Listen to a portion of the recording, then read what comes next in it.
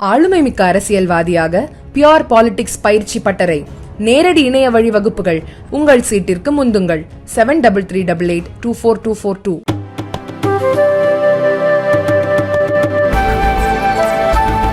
தமிழகத்தில் உலக முதலீடுகளின் மூலம் 10 லட்சம் கோடி ரூபாய் முதலீடு வந்துள்ளதாகவும் 31 லட்சம் பேருக்கு வேலை கொடுத்துள்ளதாகவும் முதல்வர் ஸ்டாலின் அமைச்சர் TRB ராஜா கூறுவது பச்சை பொய் என்று நாம் தமிழர் கட்சி ஒருங்கிணைப்பாளர் சீமான் தெரிவித்துள்ளார். திருவாரூரில் செய்தியாளர்களிடம் பேசிய அவர், தமிழகத்தில் உலக முதலீடுகளின் மூலம் 10 லட்சம் கோடி ரூபாய் முதலீடு வந்துள்ளதாகவும் 31 லட்சம் பேருக்கு வேலை கொடுத்துள்ளதாகவும் முதல்வர் ஸ்டாலின் அமைச்சர் TRB ராஜா கூறுவது பச்சை பொய். இதுகுறித்து தகவல் அறியும் உரிமை சட்டத்தில் கேட்டு அதில் உண்மை இல்லை எனில் வழக்கு தொடர்வேன். நேர்மையாக ஆட்சி செய்யும் போது முதலீடுகள் தானாக தேடி வரும்.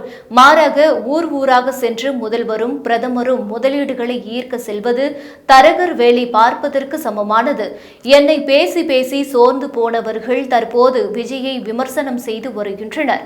விஜய் அரசியலுக்கு வந்திருப்பது வரவேற்கத்தக்கது. அவரது கொடி தொடர்பான விமர்சனங்கள் கொடியை பற்றி அல்ல, அது அவர் வருவதை பற்றி. அவரது கொடியில் இடம்பெற்றிருக்கும் யானை வண்ணங்கள் அனைவருக்கும் பொதுவானது என்று சீமான் கூறினார். மேலும் 2026 சட்டப்பேரவை தேர்தலில் விஜயுடன் கூட்டணி அமைப்பது தொடர்பான கேள்விக்கு பதிலளித்த அவர், என்னிடம் பல முறை கேட்டுவிட்டீர்கள், விஜயிடம் கேட்க வேண்டிய கேள்வி என்றார்.